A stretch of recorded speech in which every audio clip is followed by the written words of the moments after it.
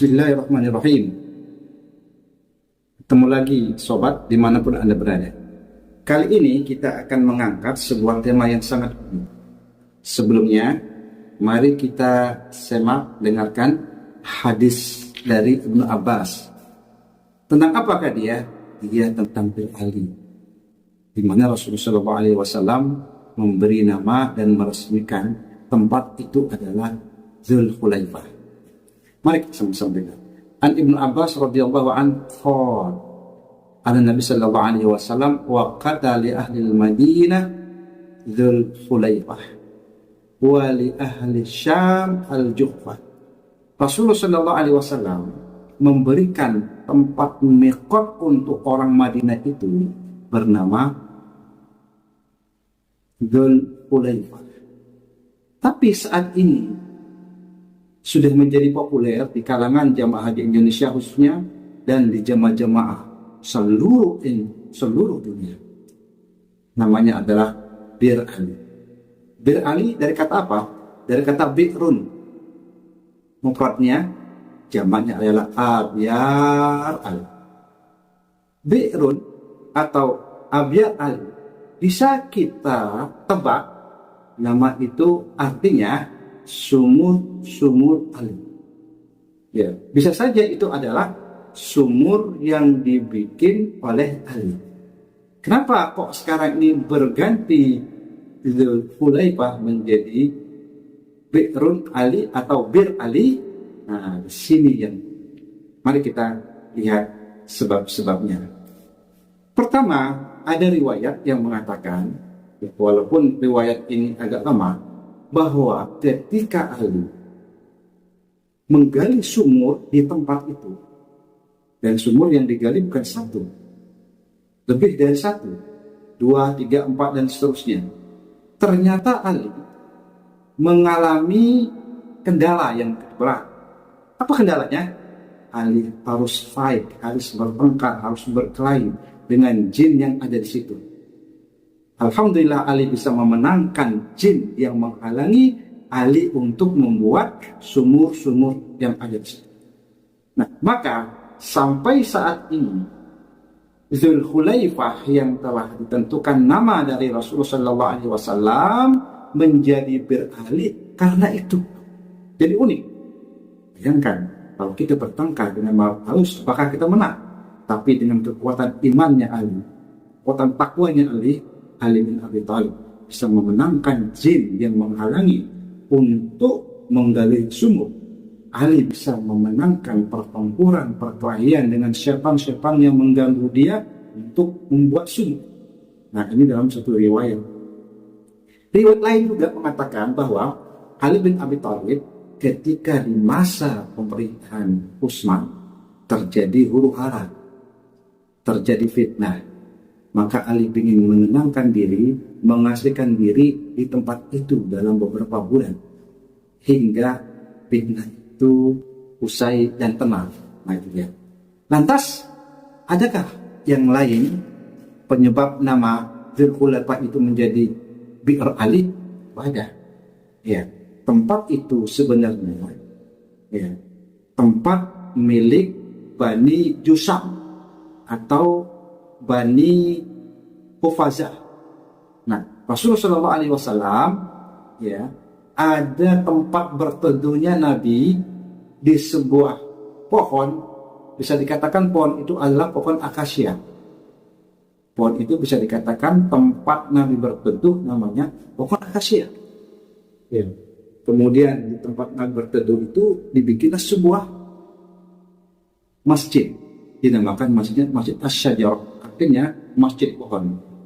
Lambat laun, hari berganti hari, bulan berganti bulan, tahun berganti tahun, terjadilah perubahan dan pola masjid. Masjid Asy-Syajarah nggak pernah lagi dikenal, tidak ada lagi. Saat ini dikenal namanya Masjid Miqat. Nah, ini juga merupakan sebuah keunikan. Tapi keunikan ini jangan sampai kita melupakan sebuah sejarah. Ya, Rasulullah SAW memberikan nama Dzul Khulaifah. Jangan kita lupakan itu, hadis dari Ibnu Abbas. Kemudian terjadi peristiwa yang unik, ya, ketika Ali bin Abi Thalib menggali sumur diganggu, terjadi sebuah fight, terjadi sebuah perkelahian dimenangkan oleh Ali, maka saat ini dinamakan Bir Ali. Akan tapi ada satu masjid yang dibangun oleh Bani Jusam dan Bani Khofazah, maka itu namanya Masjid Asy-Syajarah.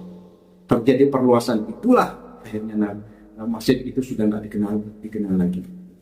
Kalau kita melihat kapan direnovasi kira-kira yang pertama kali? Pertama kali Masjid Mikfar itu direnovasi Umar bin Abdul Aziz pada tahun 87 sampai 93 Hijrah. Nah, ketika dinasti Utsmaniyah yang menguasai kota Madinah itu sendiri, maka dinasti Utsmaniyah pada tahun 1090 Hijrah sampai 1079 merenovasi besar-besaran masjid itu sendiri. Ya, kita juga melihat kebiasaan raja-raja yang di Arab, siapapun yang menjadi raja pasti dia akan memberikan sebuah kenang-kenangan, merenovasi besar-besaran. Nah, kita melihat dari Raja Abdul Aziz tahun 1981 hingga 2005 Masehi, maka direnovasi besar-besar sehingga masjid yang kita lihat mega, indah, menawan dan mempesona itu sendiri mencapai luasnya sampai 34.000 meter.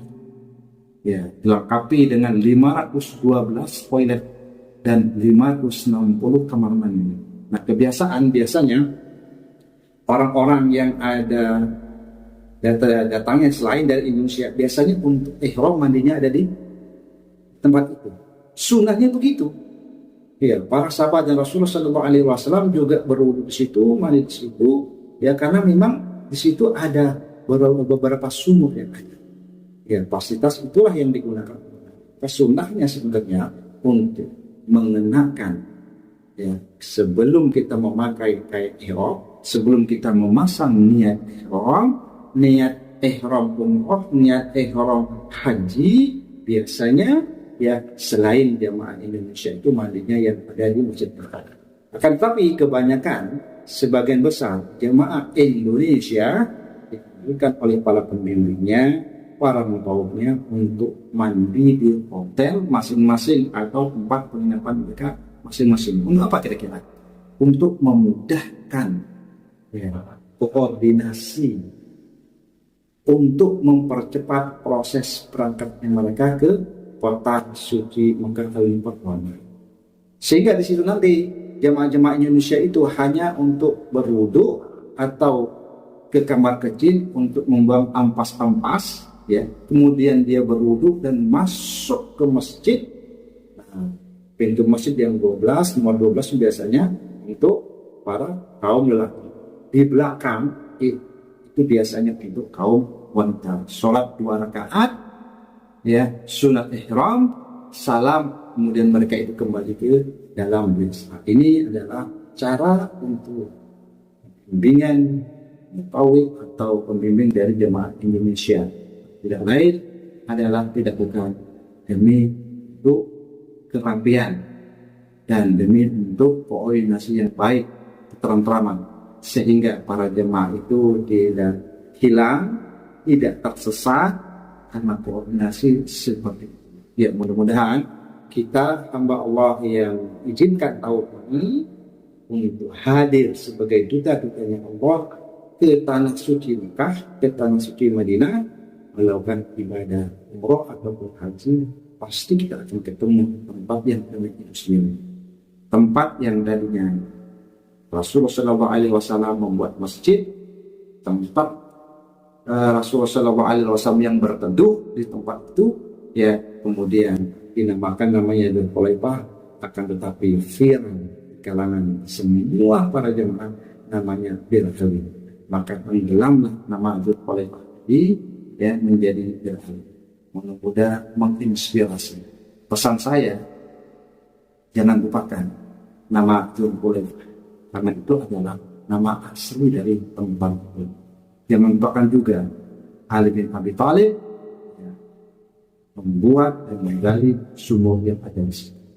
Berarti Ali bin Abi Thalib juga menitipkan amal jariah di situ. Tapi jangan lupakan juga kisah yang menarik bahwa ketika Ali bin Abi Thalib menggali sumur itu, Ali mendapatkan banget harus fight dengan makhluk halus.